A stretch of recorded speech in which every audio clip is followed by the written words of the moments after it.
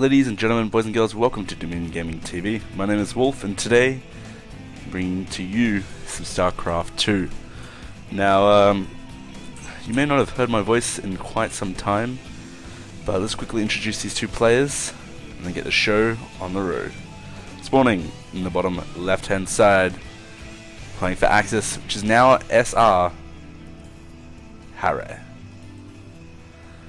And his opponent in the top right-hand side, we have ourselves the one and only, the Canadian Bear of Bear Force 1, also DGTV on SEA. His name is Narse. Alright, so some of you may be wondering, what the hell is this game? So this is the grand finals of the DGSL Season 1. We never did a Season 2, but this happened almost 2 years ago now. And I promised Narse 2 years ago that I would cast his games from this grand final, and I still haven't done it until now. So I'm gonna do these games that I have here, the replays for them, and cast them for Sir Old Narse. And this would be a good way to get myself back into casting, get myself used to the whole casting thing again, and then over time I will cast more and more other stuff.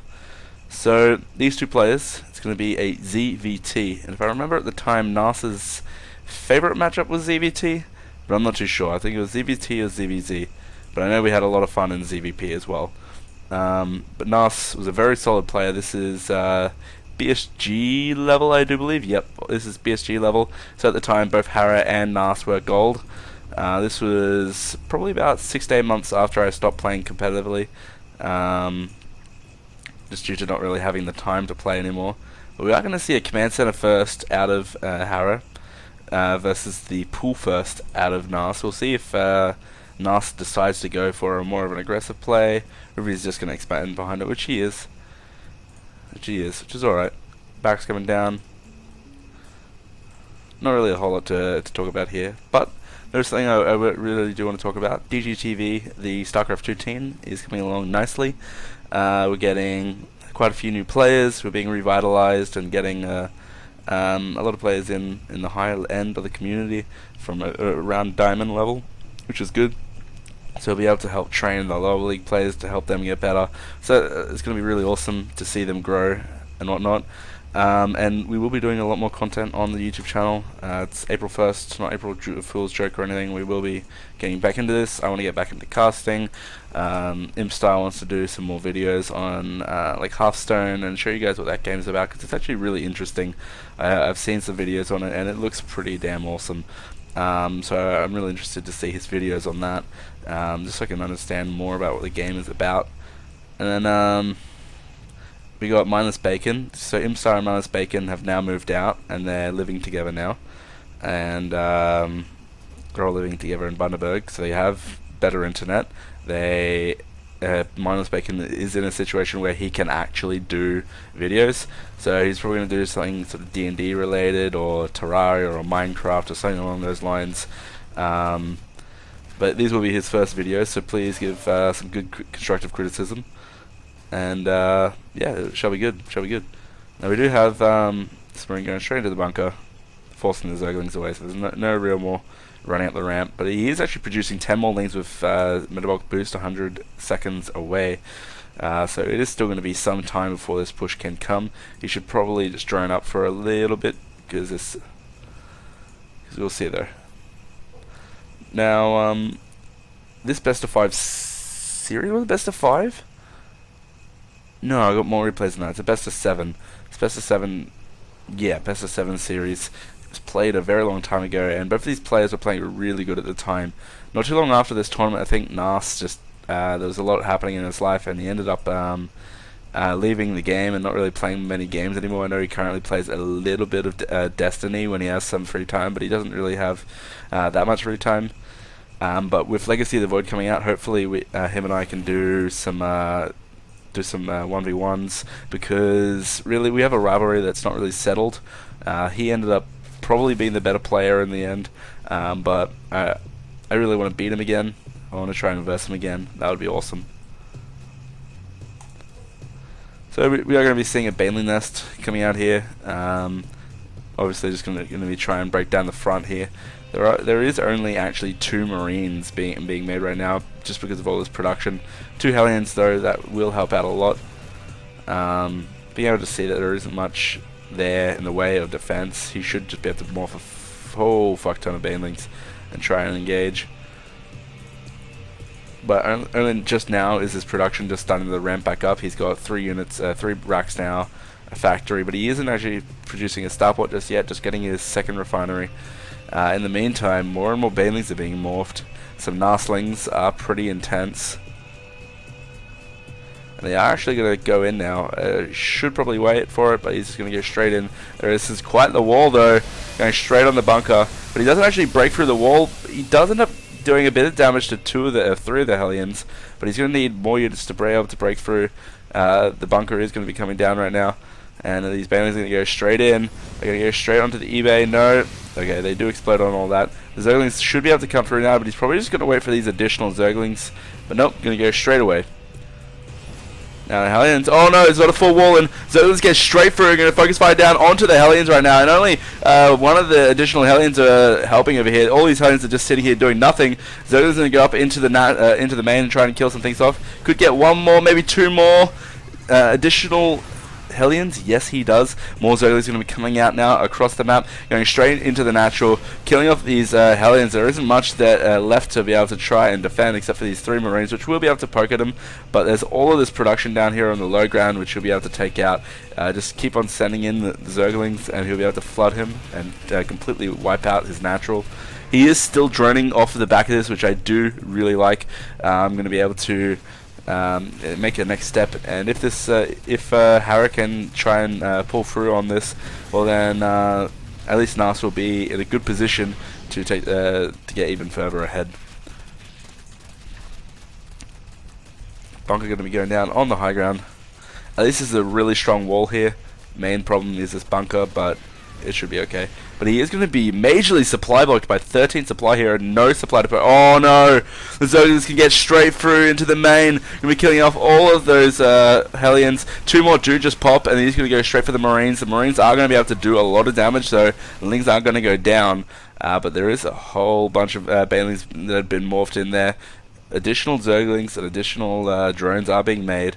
He's going to be getting an Evo chamber so that he can upgrade, but Harreh only just now being unsupply blocked, being able to build more units, but again, he still needs to keep building supply depots so that he can continue. Probably use that supply drop on there just to try and use it. Now finally landing the orbital command to be able to pump out some scans, but more than likely needs those mules. His bandits did just come in here and actually kill that bunker and the wall, but didn't really get much with it. Another bunker going to be going down in its place. Narse just here could probably expand, get some swarm hosts and just siege this up, but at the time I don't believe swarm hosts were the play that was used the most. Centrifugal hooks is on the way. 2 mines. These mines is going to be set up at the top of the ramp here. This could be very deadly for Narse if he doesn't send in 1 Zergling just to scout it. Bunker going down to the low ground. But mostly Narse, I think he's just going to be macroing behind this. He does have, how many? 44. Ooh. Widow Mine. Gonna go through and try and kill as much as he can. Doesn't really get too much with that. Marines were able to kill him off. He does know that there are Widow Mines now. And we will see the command center land back at the natural. Will Harreh though be able to secure his nat? Well, I don't think so. There's 26 Zerglings and 10 Banelings being morphed right now. It's pretty intense right now. Third hatchery going to be going down, so it's going out across the map. Narse is in quite a good position right now. We'll see if he can pull through even further. 1 Zergling going in just to scout out what was happening, and he should be able to go in straight away. Centrifugal hooks is now done as well, so these Zerglings are going to be able to do maximum damage. These Banelings, sorry. He's probably just going to wait for the +1, which is a very smart move. Nope, just going to go straight in now. But these Widow Mines, do so much damage, but he does end up killing them. Zerglings and Banelings do just roll straight in now. You end up killing all the Marines in the back line. Hellions are trying to run away, away as well. His Banelings, though, just killing everything. He did lose his entire army, but then again, so did Harreh. Harreh losing his wall. Additional Zerglings is going to be able to be ran across the map. Spire going down, 10 drones. Narse here doing all the correct moves. Going to be expanding.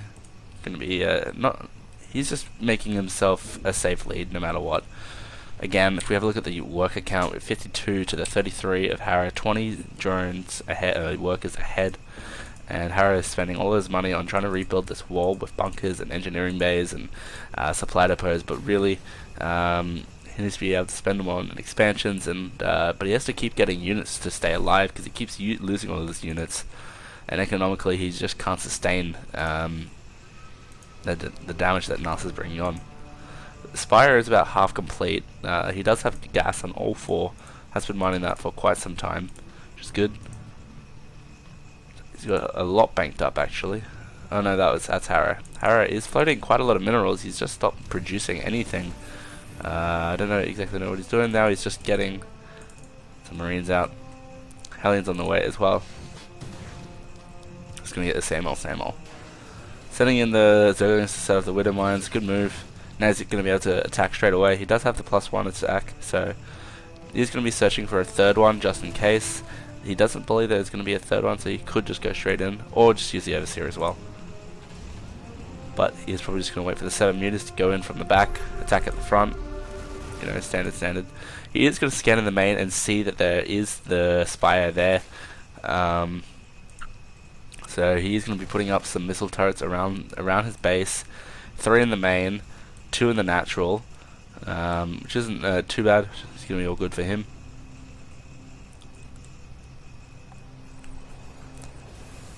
Starport only just now being made. Turrets actually going all around the base here for Harreh, not wanting any of those mutas to do any damage. Which I don't blame him.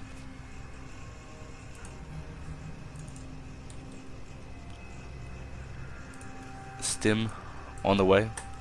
So in this position, Harreh, I guess he just needs to, he is looking to be going bio, obviously. Keep himself from being supply blocked and just pump out Marine Hellbat and mine. Gets a whole bunch of medevacs and do a big strong push, but it's going to be quite hard for him. He does have quite a strong economy. Then again, we have to think about that this is BSG level, and sadly, some of these players at the time didn't understand how they have to play it, and can get quite stressful in this situation. Which I don't put it past them for that. We are going to see 20 additional lings. He's probably about to go for the kill. He does have quite a few mutas, a total of 18 mutas, same as his banelings as well. And going to be searching for that 4th base. Going to be putting it down. Pretty much completed now. And +1 flyers. Now that all these units are here, and send them out across the map. If we look at his hotkeys, we do see his mutas on number 6, Zerglings on number 1.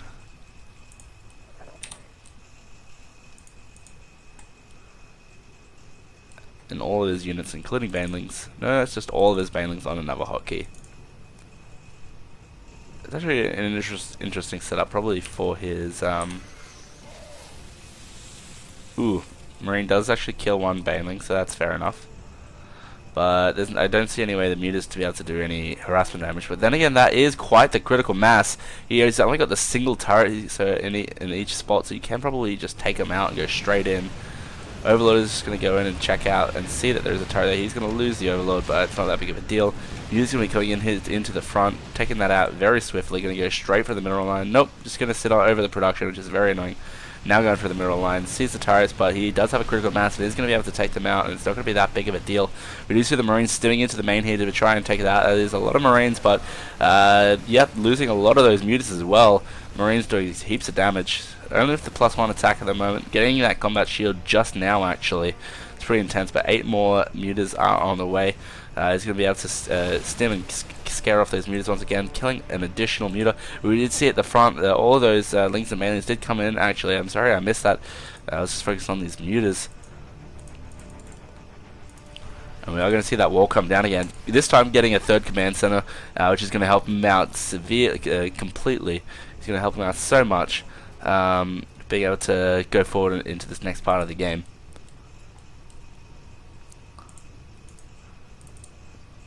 We are going to be seeing these mutas though switching around to the top of the map. And the Marines are going to be moving out. Hopefully these Marines, 4 Narse, move out in time. These mutas come in at a good moment. You're going to need to be building more banelings, which he is, to try and deal with this force. Oh no, and the mutas almost walk directly over it. These the Marines are going to come up here, stem and take out that overseer, take out anything that's up here, and he's going to try and move away. You see 18 additional lings and an infestation pit and a +2 flyer attack. Narse liking his mutas, going to be continuing with them. Still only on 1-1 for his ground units though. Overseer coming in, Muta's going to come in and try and kill all that. Now the Widow Mines do actually go off and end up killing a few mutas there. If we have a look at the units lost tab, it's going to be a whole bunch. Yeah, units killed, 142 to the 87, so it is actually in favor of Harreh, but then again he is versing Zerg. So we do have that. If we have a look at the armies, it is going to be 104 supply to 70 and 67. So if we look at that tab, it's going to be so much more his favoured. But these banelings do actually do a lot simply because the Widow Mines were there and the walls were there. They do quite a bit of damage, but he is going to be able to get additional ones there. And the Muta's going to come straight in here and focus fire onto this third command center. He needs to send those Marines over there ASAP. He's trying to move. Turrets are going to be coming down though. Marines coming in, pick off those 2 Hellions. Good job, and now he's just going to run away. He will end up losing 1, maybe 2 of these overseers. No, just the 1. But the mutas need to run away. He can't really engage this just yet. Needs to get more upgrades and more of them so that he is able to take them out. Zerglings and Banelings going to be moving out here. I'm not sure if that's going to be going straight for the wall. It is. We're going to be seeing what sort of damage it does. Nope, he does realize where they were going and sets them up. We got a big flood of Zerglings, got a big flood of mutas and some Banelings here, and more going to be made. Checking out over here just to make sure there is no 3rd or 4th base over here. And once he finds that out, he will be very happy of his position. His main is mined out. His natural is getting there. He could have additional drones right now, looking at the total of 67, but that's okay. Mutas are going to be in the main, doing a whole bunch of damage. Zerglings sitting over here for now. These Marines though, they're getting so chopped up because of this narrow pathway, and they're just going to be coming in one by one, killing off a lot of production buildings there, killing off Stargates, killing off a barracks, and Starport, sorry, and going to be able to do a lot of damage. Now Bane's going to be rolling in, going to roll straight past the static defense and probably hit the go straight into the middle line. No, the Marines need to be very careful. Bailey's going to be rolling through here, doing so much damage, and they're all clumped up. So many Marines end up dying there. Mutas doing what they can. Turrets everywhere, but these Marines are going to actually end up pushing these mutas away. No, he's just going to focus on the turrets and get the hell out of there, probably.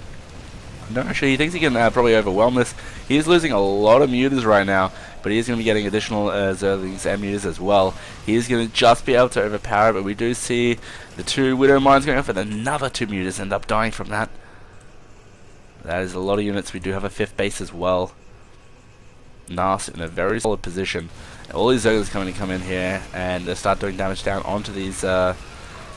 Starts doing damage onto the bunkers, killing off the static D. Marines are trying to hold as long as they can, but the mutas and Zerglings are going to be coming straight in here and knocking on the doorstep here of Harreh. Harreh doesn't really have a whole lot. If you look at the army supply, it's a very big story. 110 supply difference compared to the 2 teams. Narse is looking at a commanding lead as he has the whole game.